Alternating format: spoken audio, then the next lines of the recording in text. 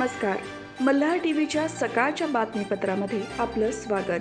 सरत्या वर्षाला निरोप देण्यासाठी आणि नवीन वर्षाचे स्वागत करण्यासाठी लाखो पर्यटक रायगडमध्ये दाखल झाले असून यात समुद्र सफरीचा आनंद घेत येणाऱ्या पर्यटकांची संख्या मोठी होती.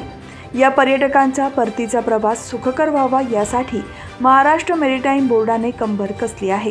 अलिबाग मुंबईच्या जवळ असल्याने पर्यटक मुंबईतील गेटवे ऑफ इंडिया आणि भाऊचा धक्का येथून बोटीने अलिबागला पोहोचले आहेत. या मार्गे येणाऱ्या पर्यटकांची संख्या लक्षात घेऊन फेरी बोटींच्या आणि रोरो सेवेच्या फेऱ्या वाढवण्यात आल्या होत्या. स्पीड बोटीने येणाऱ्या पर्यटकांची संख्याही मोठी होती.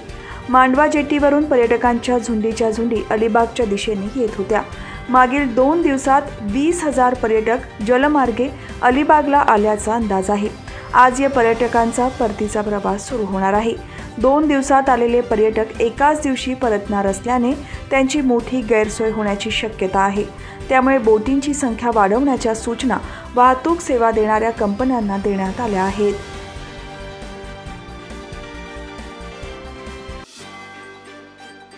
अयोध्येवरून आलेल्या पवित्र अक्षता कलश यात्रेचे उरण शहरात भक्तिमय वातावरणात आगमन झाले असून उरण शहरात जय श्रीराम नामाच्या घोषणा देत पवित्र मंत्रोच्चारांनी आणि ढोल ताशांच्या गजरात अक्षता कलशाचे स्वागत करण्यात आले.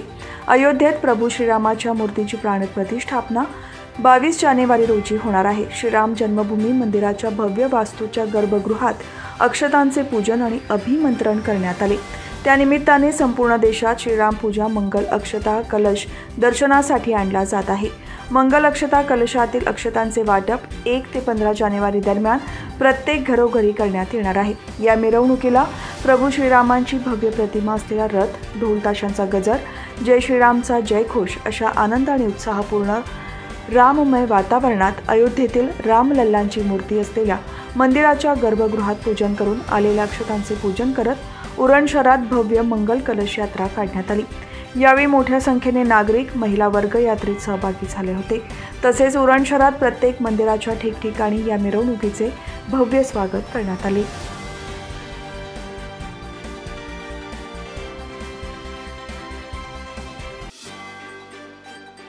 राजस्थानचे मुख्यमंत्री भजनलाल शर्मा यांच्या मंत्रिमंडळाचा विस्तार झाला. यावेळी आपल्या सरकारमध्ये त्यांनी पनवेलकरांशी अनेक वर्षांचे नाते जुळलेल्या आमदार जोराराम कुमावत यांचा कॅबिनेट मंत्री म्हणून समावेश केला. त्यामुळे पनवेलमध्येही आनंद व्यक्त करण्यात आला.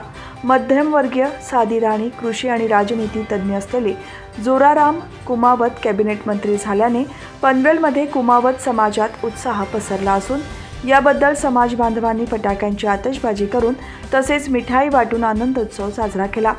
जोराराम कुमावत हे राजस्थानमधील सुमेरपूर विधानसभा मतदारसंघातून दुसऱ्यांदा आमदार म्हणून निवडून आले आहेत. मंत्री बनलेले जोराराम कुमावत यांचे पनवेलकरांशी अनेक वर्षांचे नाते जुळलेले आहे. त्यामुळे त्यांचा मंत्रिमंडळात समावेश झाल्याचे समजताच पनवेलच्या भाजप कार्यकर्त्यांनी आनंद व्यक्त केला.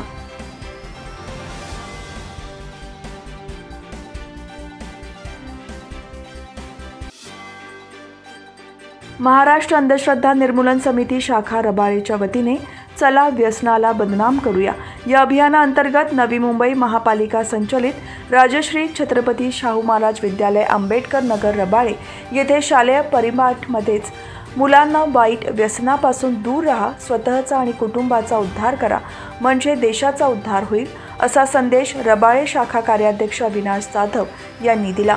दारू, गुटखा, मावा, सिगारेट, गांजा, चरस अशा अंमली पदार्थांचे सेवन स्वतः करू नका, आपले मित्र, नातेवाईक, आप्तेष्ट यांनाही करू देऊ नका, त्यांना यापासून परावृत्त करा अशी माहिती त्यांनी विद्यार्थ्यांना अनेक उदाहरणातून दिली. काही विद्यार्थी यांनी शंका उपस्थित केल्या. तसेच ही निरसन जाधव यांनी केले. सर्व विद्यार्थ्यांना व्यसनमुक्तीची शपथ नवी मुंबई जिल्हा सचिव अमोल कुमार वाघमारे यांनी दिली.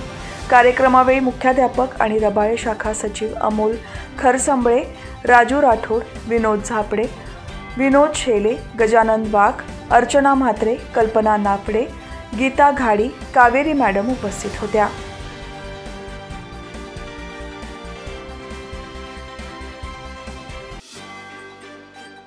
विश्व हिंदू परिषदेचे जिल्हा मंत्री रमेश मोगरे यांचे नुकतेच निधन झाले। त्यांच्या निधनाने विश्व हिंदू परिषद आणि संघ परिवाराचे मोठे नुकसान झाले। त्यांच्या कुटुंबावर दुःखाचा डोंगर कोसळला। या पार्श्वभूमीवर कर्जत खालापूरचे आमदार महेंद्र थोरवे यांनी मोगरे यांच्या निवासस्थानी जाऊन त्यांच्या कुटुंबियांची भेट घेतली। यावेळी आमदार थोरवे यांनी मोगरे यांच्या सामाजिक कार्याबद्दल गौरव उद्गार काढले।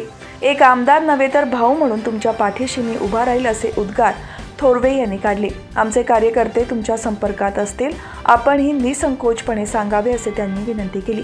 यावेळी शिवसेना शहर प्रमुख संदीप पाटील, माजी उपनगराध्यक्ष राजू गायकवाड, सहकार सेनेचे हरीश काळे, ईश्वर शिंपी, राहुल गायकवाड, संतोष माळकर यांच्यासह कार्यकर्ते उपस्थित होते।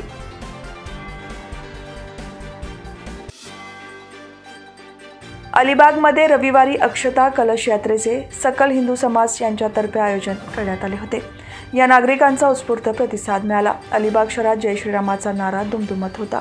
या यात्रेची सुरुवात अलिबाग शहरातील राम मंदिर येथून झाली।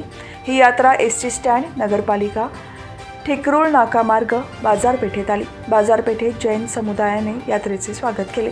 जोगळेकर नाका येथील काशी विश्वेश्वर मंदिरासमोर ॲडव्होकेट श्रीराम ठोसर यांनी संबोधित केले।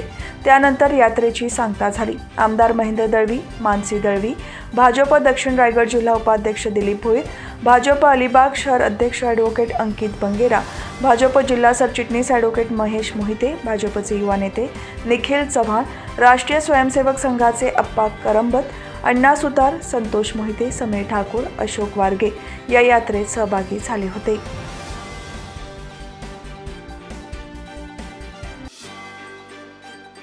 नववर्ष स्वागत समितीच्या माध्यमातून अक्षता कलश यात्रेचे आयोजन पनवेलमध्ये करण्यात आले होते। या धार्मिक कार्यक्रमाला नागरिकांचा उत्स्फूर्त प्रतिसाद लाभला।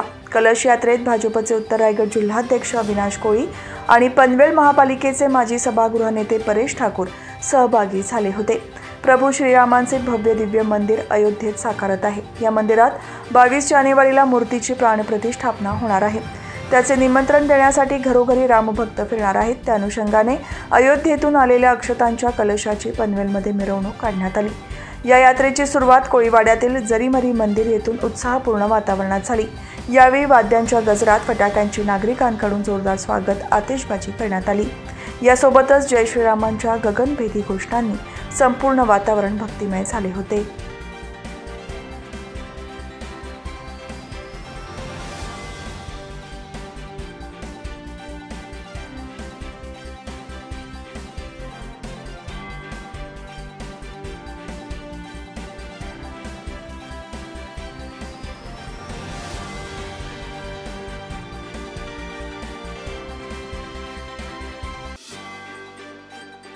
पंतप्रधान नरेंद्र मोदी यांनी मन की बात कार्यक्रमाच्या माध्यमातून नागरिकांशी संवाद साधला।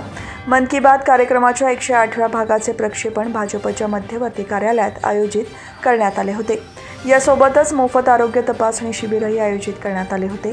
जिल्हा उपाध्यक्ष प्रल्हाद केणी यांच्या वतीने आयोजित केलेल्या कार्यक्रमाला जिल्हा सरचिटणीस चारुशिला घरत, माजी नगरसेविका रुचिता लोंढे, माजी उपनगराध्यक्ष मदन कोळी, संजय भगत, वंदे मातरम रिक्षा चालक संघटनेचे अध्यक्ष रवींद्र नाईक यांच्यासह इतर मान्यवर आणि पदाधिकारी उपस्थित होते। दरम्यान मन की बात कार्यक्रमाचे औचित्य साधून रिक्षा चालक मालक यांच्यासाठी मोफत आरोग्य तपासणी शिबिराचे आयोजन करण्यात आले होते।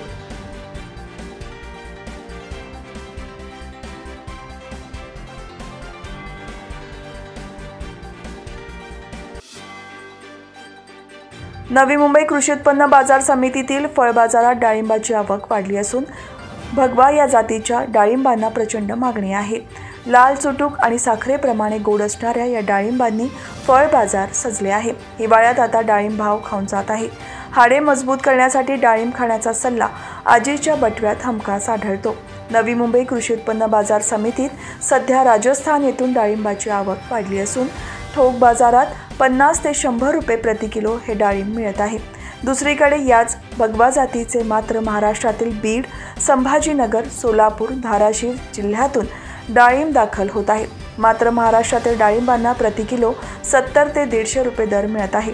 राज्यातील डाळिंबांचे बी आकाराला छोटे आणि रस जास्त, तर राजस्थान डाळिंबात बी काहीसे जाड आणि महाराष्ट्र डाळिंबाच्या मानाने रस कमी असतो।